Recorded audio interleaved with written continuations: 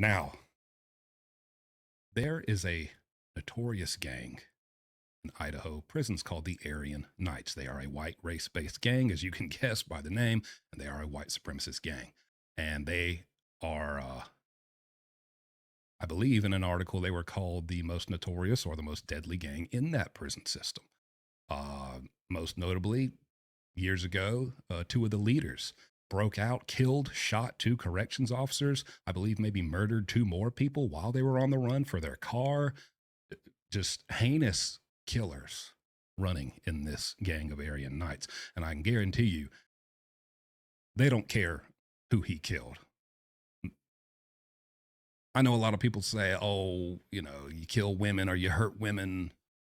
That's a no no. Honestly, these days, there's a lot of people who go to prison for harming children or, abusing children in that way. And things don't happen to them. There are a lot who go and do have things happen to them, and we see that in headlines plenty of times. So I'm not going to say that never happens, but if it's only like half the time with those guys, let me tell you something. You're not going to like this, but this sit in the HR department and ethics committee. It's prison, and those guys don't really care that he killed 4 college-aged adult students, 3 of them girls. In fact, you're also not going to like this, but the Aryan Knights are probably going to want to recruit him. He's not stupid. He's not an idiot, at least compared to the characters you see back there. Trust me, there's a lot of idiots back there. I mean, real idiots. I know there's people watching right now saying everybody in prison's an idiot because they broke the law. Yeah, I get it. I get it. But you get what I'm saying. They're going to want to recruit him. And unfortunately, it's because he has already been separated from a majority of the prison population in there. It's because he has shown that he will stab, kill, and take a life. He has the stomach to do it. He has the wherewithal to do it. It doesn't bother him. And before you get mad at that and say, are you trying to tell me that those guys back there are actually going to respect or even fear or praise him for, yeah, he killed someone. He's a killer. But he killed 4 unsuspecting, sleeping, innocent college kids, 3 of them girls. I agree with that. And I'm not saying they respect who he did it to. I'm just saying they're going to notice and take note because as everyone is back there, you are assessing who is a threat to me. How do I survive back here? Who do I need to watch? Why do I need to watch them?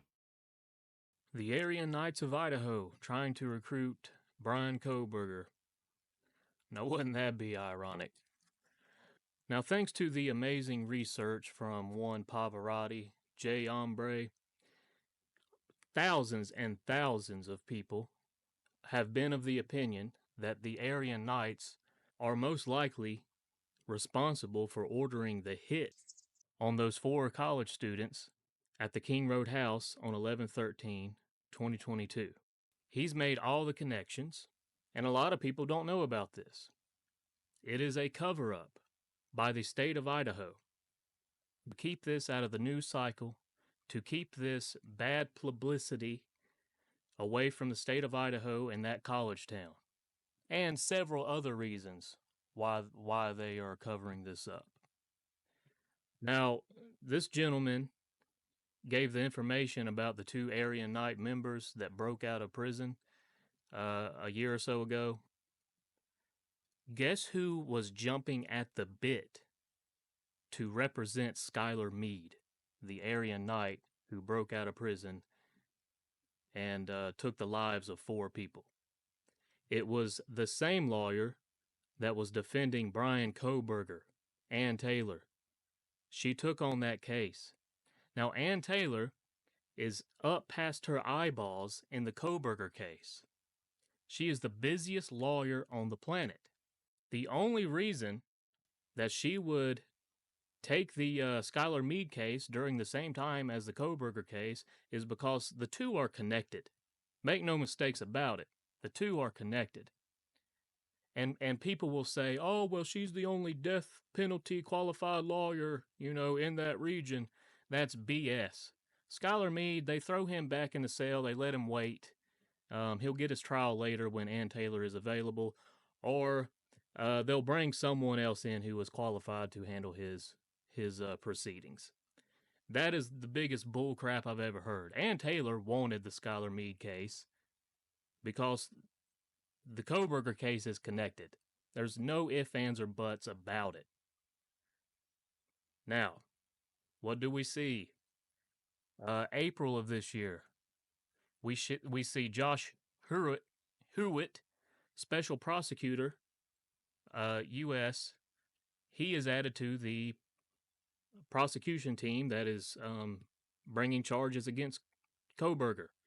His history is notorious for prosecuting Aryan family members, cartel members, and especially Aryan Knight members.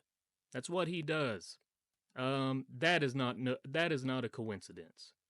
And in the past few days, see, I've known this information for a long time, thanks to Jay Ombre, and this has been my opinion for a long time. And when I saw Kohberger take that guilty plea a couple days ago, I was thinking, there's no way he does that. There's no absolute way he does that if he's not involved some way, somehow. He has to be working with some of these Aryan Knight affiliates. He has to be complicit in this thing. And I'm still not sure what to think about that. I still don't have a firm opinion on it yet. Until I saw Pav's last video about how Hewitt may have made a deal with Kohberger. Instead of spending life in the correction facility, he's going to be serving his term out in some kind of what do you call it? Insane asylum. That ain't the right word, but some kind of mental health institute.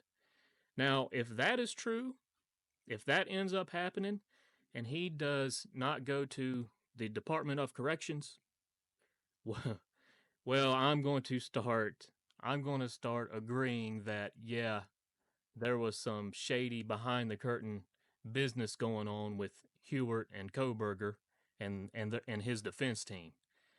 Now, if he goes to an actual prison, then I may think otherwise, and that's going to lead me to think, maybe the state does have something on Kohberger. Maybe he is involved in some way that they're just hiding, that they don't want us to see because they don't want us to connect the dots about this whole Aryan Knight involvement. But I promise you this, the Aryan Knights, if he does end up in a facility with those members, I don't think they're going to be too kind to him because they know who is responsible for the hit and what happened to the 4 victims, Ethan, Xana, Maddie, and Kaylee. And that is my opinion. And it's been my opinion for a long time. So, sir, if you ever watch this video that I'm reacting to, this video of me reacting to your video, go check out Jay Ombre's research, and maybe you'll come to the same conclusions I have made about this case, and thousands of many others. With all that being said, I'm working on a video using that new 3D model that one girl made that's been going around like wildfire. That's the absolute biggest crock of crap I've ever seen in my life. And I will break down that 3D model, and I will show exactly what would happen if Kohberger attempted to take these 4 innocent victims' lives that night. And that's what I'm working on now, and I'll try to get that out in a day or two. But in the meantime, I wanted to address this. Everyone have a great 4th of July. Happy Independence Day. Thank y'all for listening.